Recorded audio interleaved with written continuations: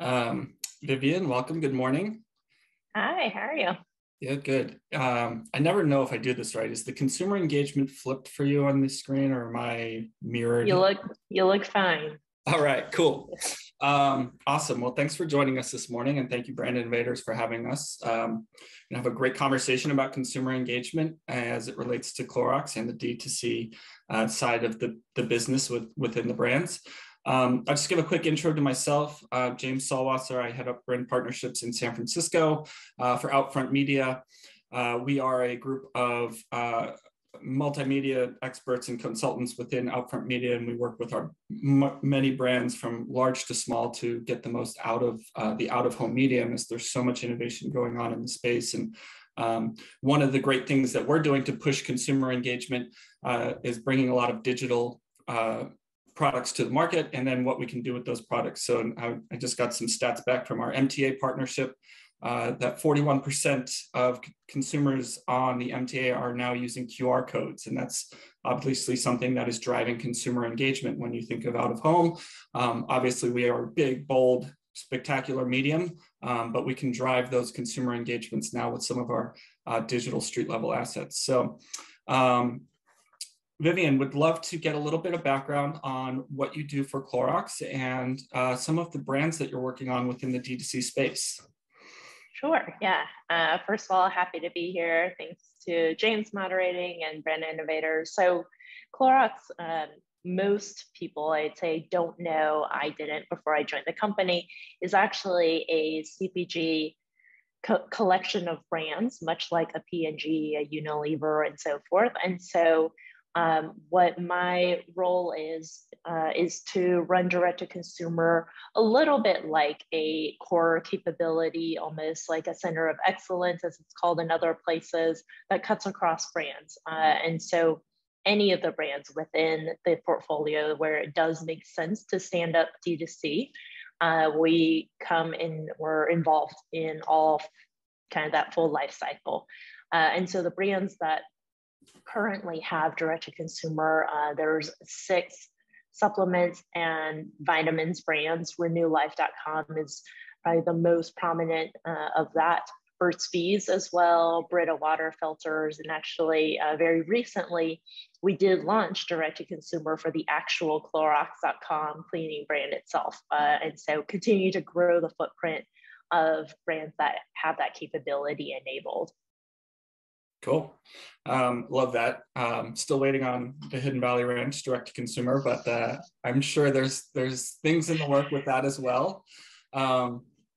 So what does direct to consumer look like at Clorox? And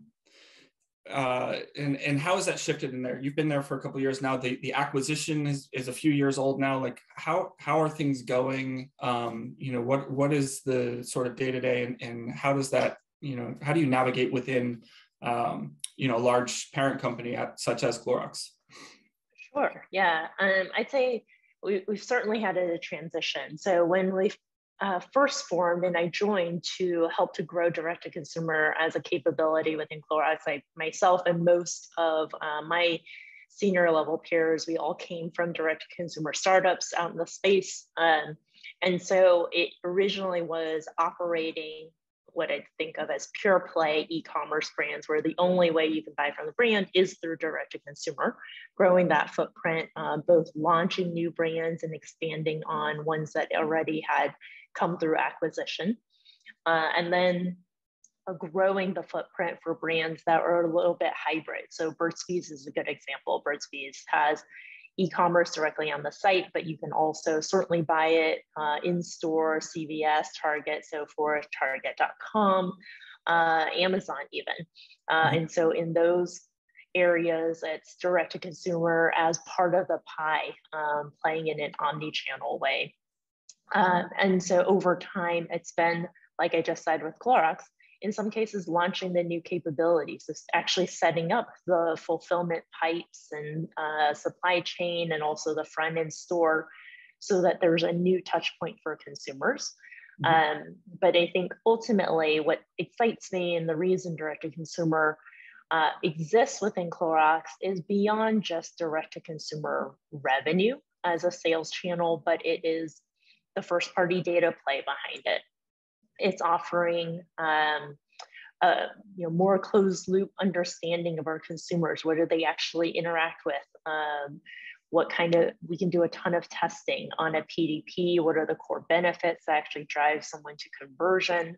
And then the ongoing relationship that we're able to have right through email programs, loyalty programs, SMS, and so forth. And even direct-to-consumer as a foundational technology can enable innovation testing. So putting out ghost campaigns or small batch of products to see, what is the actual real world receptiveness to it before we go out and make full pallets worth and get it into retail. And that's something that can easily take up to 18 to 24 months, whereas direct-to-consumer, we can actually get a little bit of data pretty quickly in a matter of weeks and months. Yeah, that's interesting. I mean, that's, talk about being nimble and being able to work quickly and get things going. We spoke a little bit yesterday on choice and convenience of D2C and legacy brands and mixing the consumer experience together versus a single defined conversion funnel. So can you talk a little bit about how you're achieving that within Clorox, and what does that look like in terms of what it looks like inside Clorox and then what it looks like for the consumer? Sure, yes. So when I say omni experience, a lot of what the conversation has been internally is say, let's use all of our touch points with the consumer, D2C being one of them, both through our performance media advertising that's out there on social, search, shopping, etc., our email, SMS programs, as well as the website. We want to build the brand. We want to do brand storytelling, want to drive engagement, and then ultimately offer consumers the ability to research and then also purchase on their own terms. And I think this is really in line with a lot of the research that's out there, where consumers actually are mixing their research and their purchase phases. Very common where you see someone in store, in an aisle, they're on their phone, they're maybe on the brand site or on Amazon looking up reviews, or vice versa. They saw something in store, but now they're actually coming in, they're buying on Amazon instead. And so that's when we think about the future of consumer behavior and shopping, is to offer choice and offer convenience in a privacy safe way, and then also set that engagement. So one example of what we're doing under this omni-channel umbrella is that on the actual PDPs for our brands, you can certainly buy direct from the brand, but we also have widgets where you can buy from Amazon, or you could buy from Target.com and so forth, and you see the prices and so forth there. So taking that extra step where we're actually offering that consumer pretty front and center, that convenience to shop wherever they prefer to shop.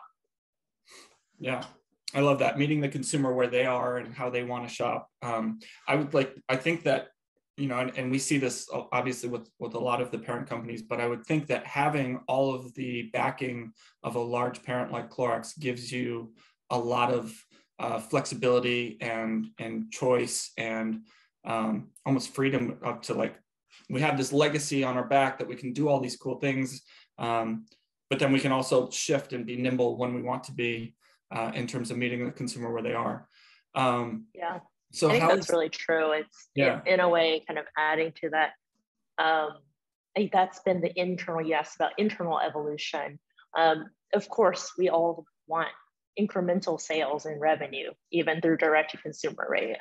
But the recognition over the last few years is that the bigger, I'd say probably more powerful opportunity is leveraging the data that we can capture through either first party data or just understanding consumers, and augmenting that through all of the channels. So what are we learning through direct to consumer that we can apply to the Amazon store pages, or put into the retail media that we're running through Target, and then really getting that dialed in. That actually has the larger revenue halo versus focusing narrowly on direct to consumer. And that's where you have that shift where we're open to sending consumers away from the brand if that is their choice. Mm-hmm. Yeah. Well, so you have the launch of the cleaning suite products for D2C that was announced a few weeks ago. How has that been going, and what can the consumer expect to see? We have Clorox all over our house in terms of wipes and things, like 3 young children.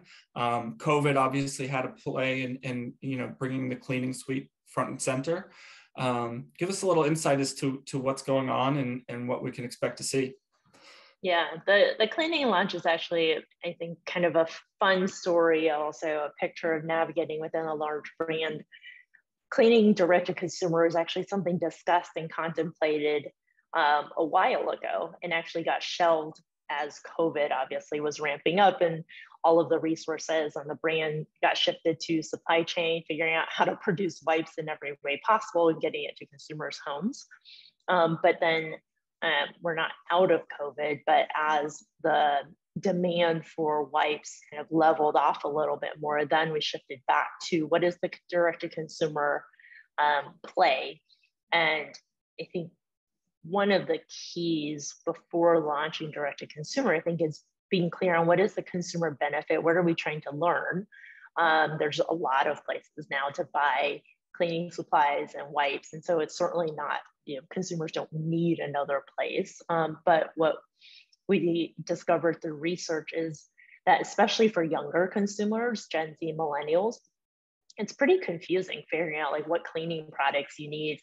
Do you really need the specialty kitchen spray versus the one for bathroom? And then, what kind of wipes, what kind of, toilet cleaning products, and so forth. And so the whole idea behind D2C on Clorox is bundles that walk you through, like, hey, this is we're only going to give you 3 to 4 choices for each category, instead of, if you go to a Target, you're seeing probably 20, 50 choices.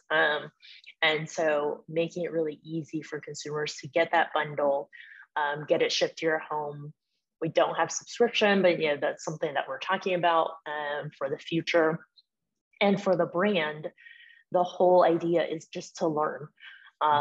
What do people try to bundle together? Where's the interest? Do people would like to have pre-built bundles versus custom bundles? There's a couple of quizzes on the site as well. And so our clear learning agenda is about understanding the younger demographic of consumers. How can we come alongside their lives and relieve some of the confusion as it comes to finding cleaning products beyond just wipes, which is kind of what everyone knows. Yeah, I love that. I mean, that's one of the things that we've, I think, all learned in dealing with COVID is efficiency and simplicity is paramount. And I think that's a really smart way of thinking about bringing this to market. And I always know that, going through the aisles, sometimes it's like, where is the exact product that I'm looking for? So bringing that to a younger audience, I think, is really smart. I love that insight. Also gives us a little transition to talk a little bit about the consumer journey and the audiences that you are reaching. What does the life cycle look like for some of the core D2C brands, and how are you taking some of those learnings to the legacy brands? And love to learn a little bit about what that looks like from your side. Yeah, I think, not surprisingly, the biggest takeaway is that life cycle and that journey looks really different depending on the brand, depending on the category. So our supplements brands are much more high touch, where it's a multivitamin. People need a new multivitamin replacement every 30, 60 days, depending on if you're a habitual user or not. And so that is much more of a sell and subscription play, and focused on introducing more products within the family of wellness. Burt's Bees, most people know us for the lip balms, but how can we start expanding into get them to trial skincare or sun protection and so forth. And then, like cleaning, we just talked about, very much focus on the bundle pieces of it. So every one of those has different types of journeys, but the core base playbook, if you will, is obviously high touch acquisition, interactivity on the site, and then kind of robust email programs for nurture, both for welcome if someone does sign up for an email. We have acquisition prompts on the site, get a discount, or get on exclusive product release lists, product specific journeys. If someone purchases a product, here's the education, reminders every, call it 30 days, or when a Brita filter is due for replacement. So really it's figuring out what are the right cadence, and a ton of testing behind it on when's the right place to talk to consumers, and then also expanding into new channels for engagement. So SMS is one that we're seeing a lot of success for. And actually, maybe not typically thought of for direct to consumer, we also do direct mail, catalogs, postcards, and so forth. And so kind of all of those things have been really effective levers where we talk to our existing consumers who have already raised their hand, given us their information. Mm-hmm. Yeah, no, that makes sense. I think you hit on a couple of tactics that are very one-to-one focused, and I think when you're retargeting, that is a really smart way. We always talk to our brands and consumers about, we know out of home is a one-to-many, and for product launch works very well. We've always been thought of as that upper funnel, but adding in mobile and retargeting based on proximity has been a huge lever to bring some of the performance metrics into our channel, which we love to see, because that's the big thing. Like, how do we define success, and what does that look like holistically? I imagine you're dealing with a lot of it too, that is becoming harder and harder to pinpoint. Media channels are changing. The way that you can target consumers is changing. We're still in a little bit of unknown.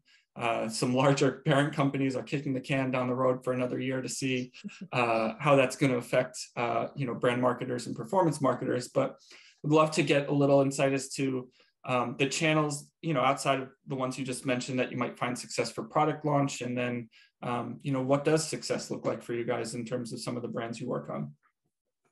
Yeah, I think so. All of this talk, right, about consumer engagement and acquiring first-party data, I think that for marketers is becoming more and more important as targeting gets harder, cookie apocalypse, whenever that comes, right?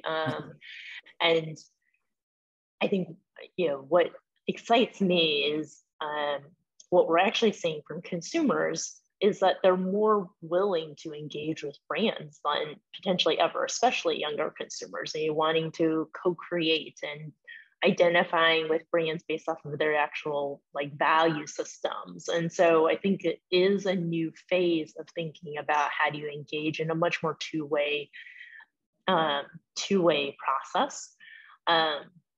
So you're saying kind of for product launches, we have a lot of the typical playbook, right? Google, Facebook, and influencers is really well. So does affiliate, kind of blog posting and so forth there.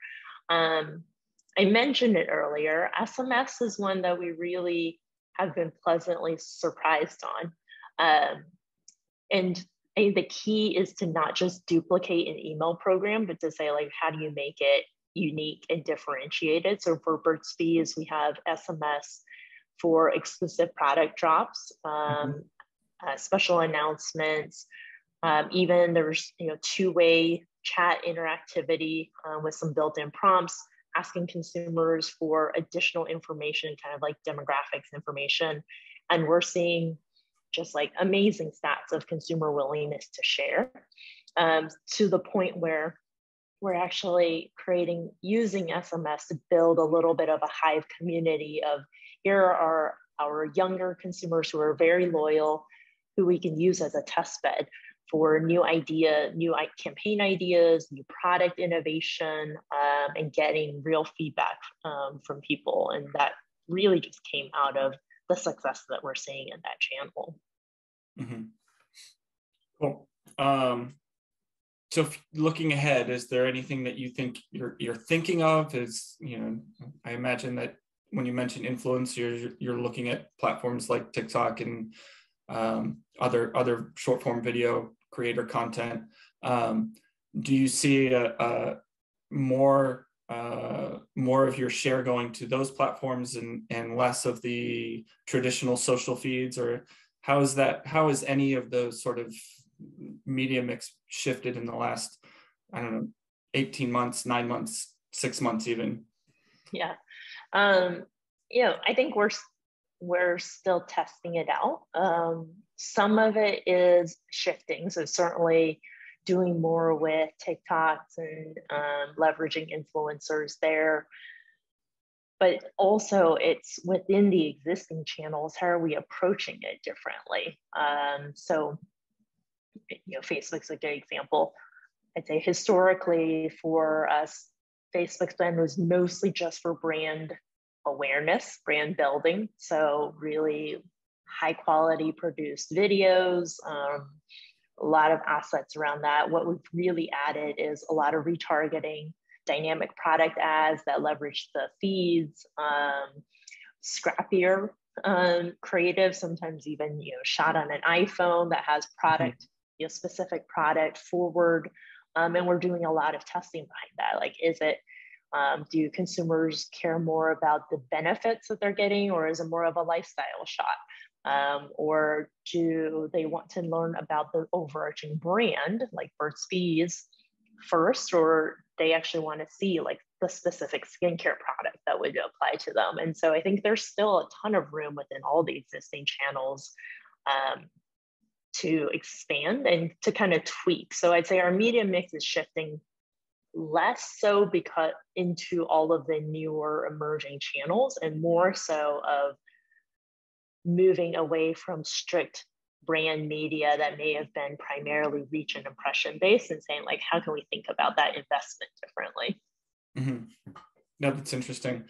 We talked a little bit yesterday about being nimble in your category specifically. Has there been any challenges recently? Obviously, we're facing some market conditions that we're still in some unknowns. Talk a little bit about how does that affect your day-to-day and what you're doing to look ahead, and especially on the D2C side, how you can be nimble and react to what's going on in the market.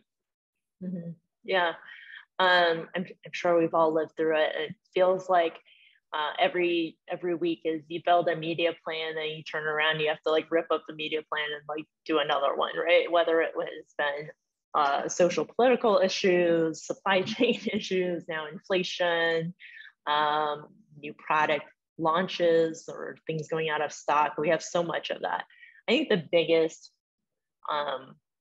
learning has been organizationally, how do we make sure that the right folks are in the right room and talking on a constant basis, so that we're minimizing the information lag as much as we can between when product supply suspects that we might have something going out of stock, down to how do we actually get ahead and have something like on the PDP, if we're out of stock on raspberry lemon gummies, suggesting to consumers, hey, what about the orange flavored gummies? And getting emails out there proactively for consumers that we know have bought that product, and translating it through to all of our media. And so that it sounds super simple, but it has been very complicated just to get the right people talking together internally. And then I think just generally being nimble, that's one thing I think inherent to direct to consumer is we are always in this like MVP kind of mindset, right? How do you get something out there, look at the actual data, and then use that to improve?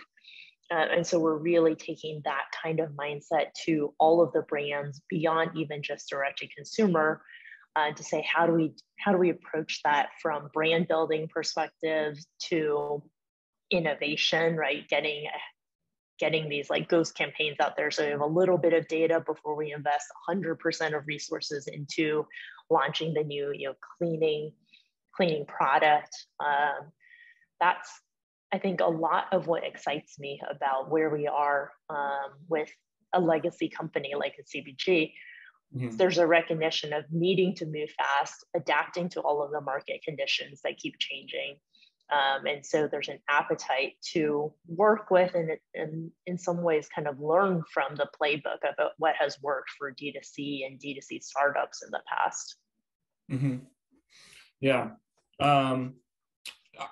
Makes me think like, it sounds like everything's been very successful. So is there more on the horizon outside of what we know so far? And, I would say that the shift of meeting the consumer where they are is never going away at this point. Like the cat is out of the bag, as they would say.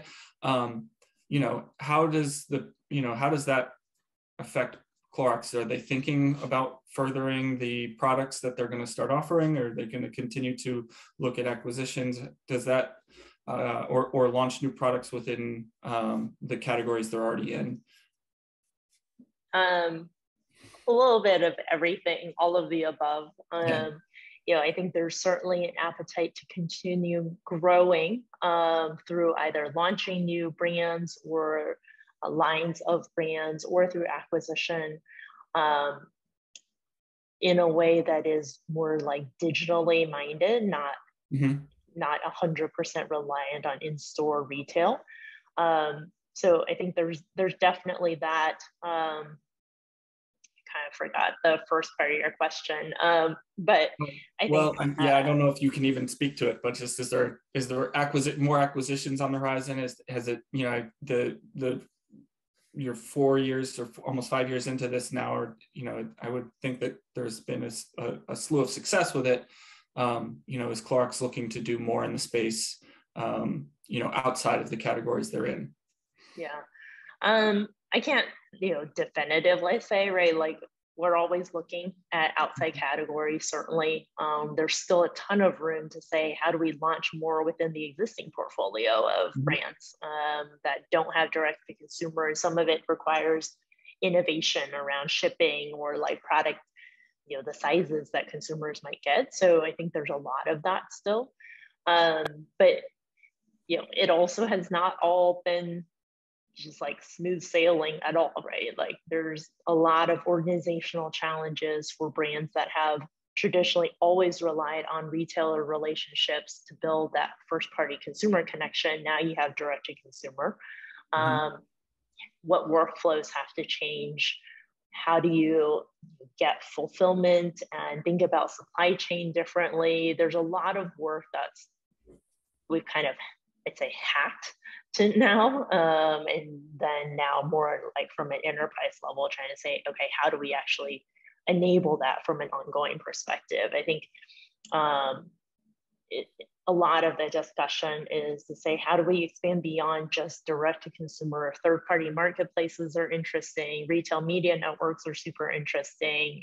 All of the ghost delivery and connected commerce. There's just like a lot of players, even within the current brands, to say, how do we take the next step to meet consumers where they are? Yeah, no, that's interesting, and that's definitely something that we think about a lot. One of the last things we can touch on, I think we're coming up on close to our time here. We talked yesterday a little bit about brand versus performance and how those things are shifting. We're seeing it in the out-of-home space. We launched programmatic in 2019. We have a digital direct ad server now. We're seeing CPG campaigns come in from shopper marketing groups that we've never seen before. So when you talk about retail media networks and different ways of meeting the consumer, I think a lot of brands are thinking about, at least our channel and out of home a little bit differently. There's so many more digital screens, the nimbleness of dynamic creative optimization, all of these things that you couldn't do in the past, are ways that we're trying to engage the consumer more. But you still sort of have to think about two different sides of the table, and brand, versus performance. Do you see anything shifting on one side or the other? Obviously, we talked a little bit about some of the technology aspects changing and how you target.